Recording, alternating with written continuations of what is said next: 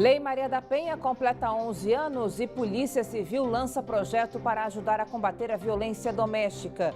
Familiares levam corpo de jovem assassinado para a porta de delegacia com medo dos bandidos. Justiça nega liberdade à mulher que sequestrou o bebê no CONIC. Caixa Econômica divulga balanço dos saques das contas inativas do FGTS. Mais de 44 bilhões de reais foram sacados. Notícias da segunda-feira no DF e em torno, agora, no Band Cidade, segunda edição.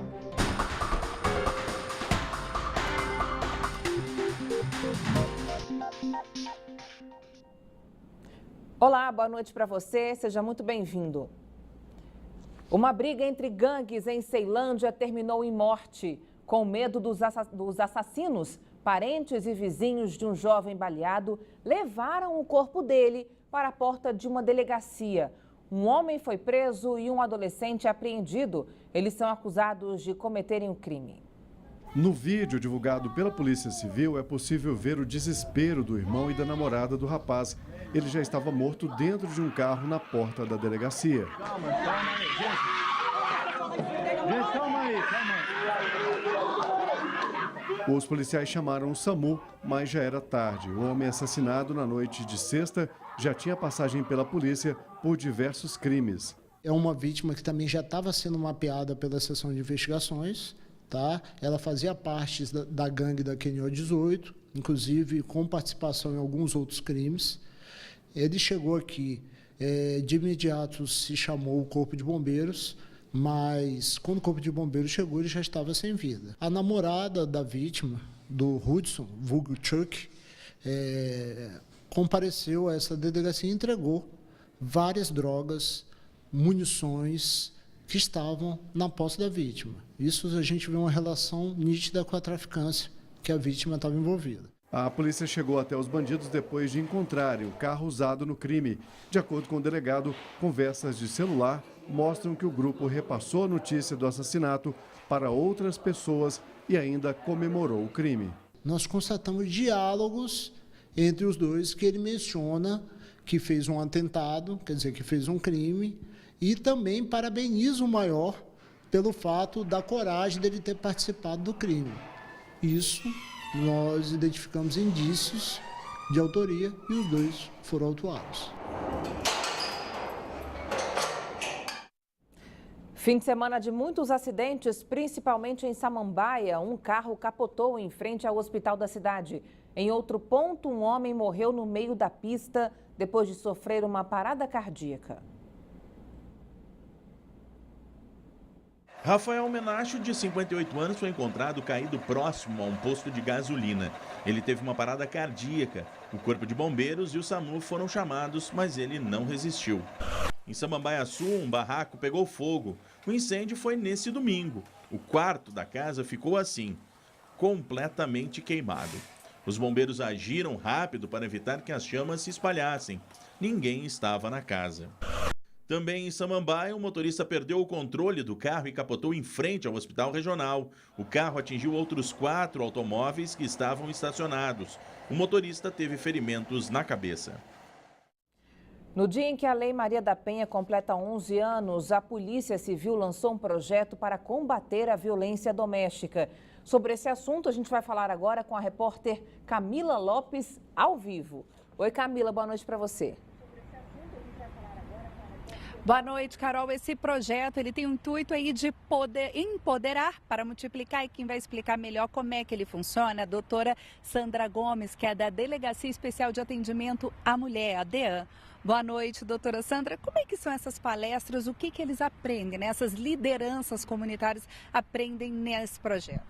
Boa noite. Bem, a Polícia Civil, ela já ultrapassou uma fase que era de sensibilização, de levar o conhecimento da lei. A Polícia Civil, por intermédio da DEAN, já fez grandes projetos no sentido de levar o esclarecimento do que seja a lei para a população. Agora, com o projeto Lidera, a Polícia Civil, por intermédio da DEAN, vai trabalhar de forma mais estruturada com lideranças comunitárias, e a intenção é empoderar, capacitar essas lideranças comunitárias para que possam trabalhar melhor a prevenção em sua comunidade e também trabalhar respostas mais direcionadas e respostas mais rápidas. E quais são os temas que são discutidos, né? Dessa vez, nesse grupo que vocês estão capacitando, são 3 dias. Começou hoje, vai até quarta. O que são discutidos nesses dias? Isso. Esse primeiro grupo está vindo por uma organização chamada Afrocom, que trabalha as religiões e as questões de matrizes africanas. E nós vamos trabalhar com eles. Hoje nós já trabalhamos a violência de gênero contra a mulher, trabalhamos as novas formas de família e trabalhamos também a violência institucional.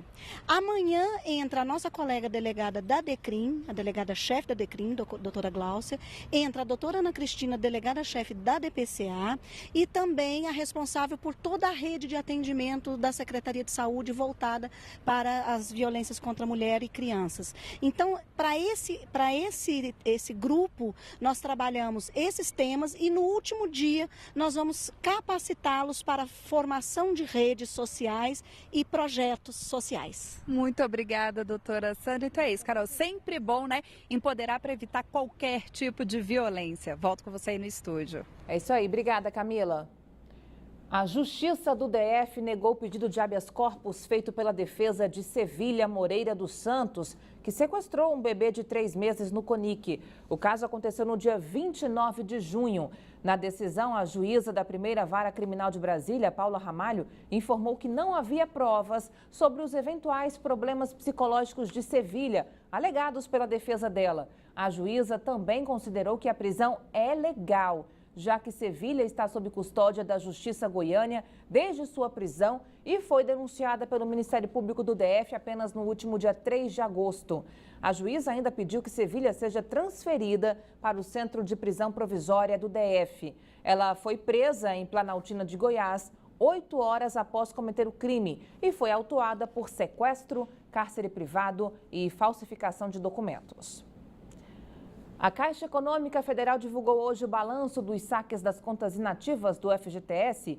Mais de 44 bilhões de reais foram sacados até o dia 31 de julho.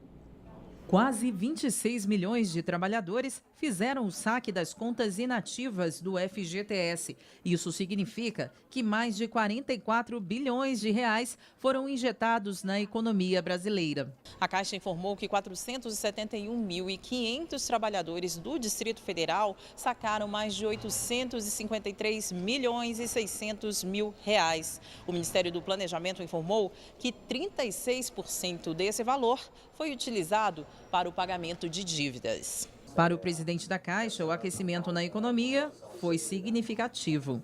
Acredito que isso ajudou muito a economia, a todos os setores, mas principalmente deu a oportunidade ao trabalhador dele ter uma nova condição de aquisição de bens, dele voltar ao mercado, regularizar a sua situação cadastral e ter aí uma oportunidade de um novo consumo.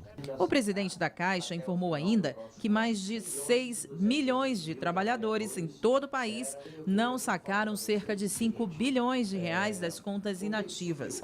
Apesar disso, mais uma vez, a Caixa reforçou que não haverá prorrogação do prazo, exceto para quem esteve preso, cumprindo pena administrativa ou que apresentou alguma doença grave que impediu a ida até a agência. Nesse caso, o trabalhador pode realizar o procedimento até dia 31 de dezembro do ano que vem. Não há um novo calendário, mas o presidente da República editou um decreto-lei de que poderá, sim, haver saque até dezembro do próximo ano, 2018, para aqueles trabalhadores que comprovadamente tiveram impedimento para ir sacar a sua conta inativa. Nós estamos falando de doenças graves, internações ou daqueles trabalhadores que porventura, daquelas pessoas que porventura se encontravam presas ou naquele momento elas foram presas e aí não tiveram essa oportunidade. O programa Alma Gêmea da Secretaria de Justiça está com inscrições abertas para casais que queiram dizer sim em um casamento coletivo. Mais de 1.100 uniões já foram oficializadas por meio do projeto comunitário. As lembranças do casamento estão no celular. Pelas fotos dá para ver o quanto esse casal estava feliz. Para Karen foi um dia inesquecível. Era o meu sonho se realizando, era muito mais do que eu tinha imaginado, era muitas noivas, mas era cada uma estava tendo seu momento e para mim foi mágico. A Karen e o Darliton trocaram alianças em um casamento comunitário depois de mais de 4 anos de namoro. Apesar de dividir o tão esperado dia com outros casais, o Darliton conta que naquele momento só via a Karen. Naquele momento em que eu vi ela foi algo diferente. Vi muita gente, aquele montão de gente, mas só conseguia ver ela. E para eles, o fato de ser uma cerimônia coletiva não tirou qualquer brilho da celebração. Até porque, se fosse para arcar com as despesas com dinheiro do próprio bolso, o sonho teria que ser adiado. Com esse projeto aí do governo que teve, foi algo grandioso para nos abençoar, né? Foi algo grandioso na nossa vida. Novos casais também poderão viver esse momento. Isso porque até o dia 6 de setembro estarão abertas as inscrições do casamento comunitário, que vale tanto para casais heterossexuais quanto homoafetivos. Ao todo, são 150 vagas. Além da festa e de todos os preparativos, o casal vai participar do sorteio para ganhar uma lua de mel. A gente espera que sejam muitas oportunidades, né, de sorteio para que eles, né, saiam dali já com um destino para a sua própria lua de mel, num hotel bonito, onde eles possam realmente celebrar essa união. Para Karen e o Darliton, vale muito a pena. Completamente realizado, com certeza. Que bacana. Olha, mais informações sobre o projeto no telefone 2104-1935. O Instituto Brasília Ambiental divulgou os responsáveis pela morte de milhares de peixes no Rio Paranoá, que ocorreu no mês passado. 3 órgãos do governo serão multados pelos danos ambientais: CAESB, SEB e ADASA. O Band Cidade chegou a mostrar os milhares de peixes mortos às margens do Rio Paranoá. A Polícia Militar Ambiental descobriu que o esgoto estava sendo jogado na bacia do rio. O local em que os peixes foram encontrados mortos fica a cerca de 1 quilômetro da barragem do Paranoá, próximo à estação de tratamento de esgoto da CAESB. A barragem do Paranoá ficou completamente fechada durante 6 dias. Nesse mesmo período, os técnicos constataram que a CAESB não reduziu a quantidade de esgoto que era lançada no rio. A pouca água ficou poluída e, por isso, tanto a SEB, responsável pelo fechamento das comportas, quanto a CAESB, que despejou o esgoto, serão multadas em mais de R$300 mil. Já a ADASA foi autuada em mais de R$90 mil por não cumprir as funções de órgão regulador. A presidente do IBRAM explica que o valor das multas será utilizado para recuperar os danos causados ao meio ambiente. Para melhorar os efluentes, para que os peixes possam de novo repovoar. Agora, nós vamos ficar um tempo sem matrizes adultas ali para gerar os peixes que haviam antes. A presidente explica ainda que os órgãos multados podem recorrer da decisão ou então assumir o erro e reparar os danos. Um processo de auto de infração do IBRAM, ele tem a possibilidade de 3 recursos, ou existe um outro caminho, que é fazer um termo de compromisso de sanar o dano, e uma vez que isso seja feito, o autuado pode obter, inclusive, até 90% de redução da multa aplicada. Vamos às respostas. A ADASA informou que prepara um mandado de segurança por abuso de autoridade para anular a multa do IBRAM. Já a SEB disse que adotou todos os procedimentos conforme resolução da ADASA e que deve recorrer da multa. Por fim, a CAESB informou que discorda do trabalho realizado pelo IBRAM no Rio Paranoá e que também vai recorrer da decisão e da multa aplicada. Imagine que é tudo dentro do governo, hein? E não se entendem. Flagrante de desperdício de água no setor Taquari, atrás do Varjão. Um vazamento já dura mais de 5 dias. Os moradores dizem que ligaram várias vezes para a CAESB e até agora nada foi feito para resolver o problema. Os sinais da seca são nítidos. Os moradores do Taquari dizem que fazem de tudo para economizar água, já que vivemos a pior crise de abastecimento do Distrito Federal. Mas veja só esse gramado. Que tanta água é essa? Enquanto a população do Distrito Federal enfrenta o racionamento desde janeiro deste ano, esta cena de desperdício, no mínimo, incomoda. Essa água limpinha está jorrando aqui no Taquari desde a última sexta-feira. Este morador disse que já ligou 6 vezes para a CAESB. Ele mostra os protocolos dos telefonemas. Em todos os casos, os atendentes deram um prazo de até 7 horas para resolver o problema, já que se trata de uma emergência.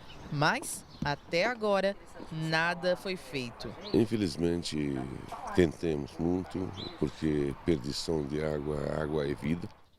A água precisa, muitas pessoas não têm água na casa dela, até própria minha casa, tem horas a gente economiza para você não sair do limite, né? Eu, infelizmente, essa situação ficou muito triste, você vê a água aqui jorrando fora, não vem a CAESB para arrumar. A revolta entre os moradores é grande. Nós estamos fazendo o possível para que a gente vença esse período aí de seca, então não estamos aguando nada. Aí diante de uma situação dessa fica crítico, né?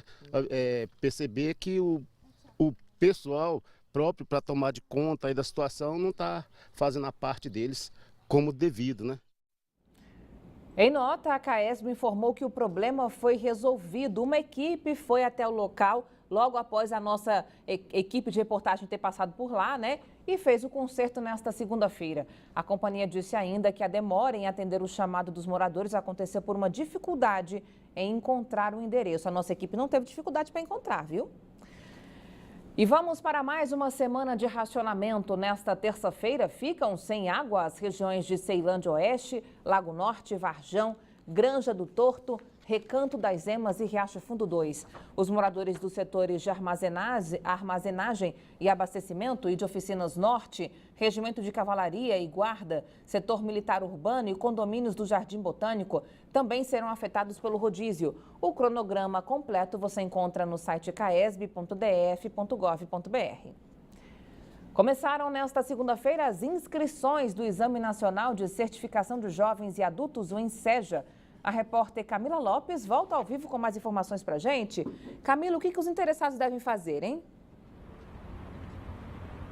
Pois é, Carol, devem fazer inscrição pelo site www.ensejanacional, enseja com 2 Es, .inep.gov.br até o próximo dia 18. Para conseguir essa certificação do ensino fundamental, é necessário que esse candidato tenha 15 anos até o dia da realização da prova. Já para a certificação do ensino médio, precisa ter 18 anos no dia da realização da prova. E essa prova, Carol, vai acontecer no dia 22 de outubro.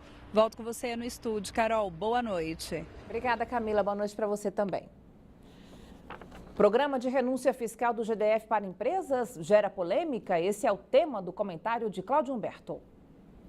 Olha, já tem gente reclamando da renúncia fiscal do GDF que atrai empresas que são geradoras de empregos ou programas que permitem que elas sobrevivam. São, em geral, burocratas que não estão nem aí para as dificuldades de um governo de arrecadar o suficiente para pagar os seus salários, em geral muito altos, ou suas ricas aposentadorias integrais. Eles também não estão nem aí para as dificuldades dos empresários de manterem seus negócios, pagando impostos até criminosos. Esse tipo de burocrata que é contra refis e é contra a renúncia fiscal, eles não percebem ou fingem não perceber que o governo tem outras tarefas, além de se virar para arrecadar o dinheiro para pagar os seus salários. A folha do GDF chega a 1 bilhão e 700 milhões de reais por mês. Incentivos fiscais, tanto quanto programas como o Refis, são fundamentais, inclusive para garantir o pagamento do salário do funcionalismo. Não sai daí, Band está de volta já.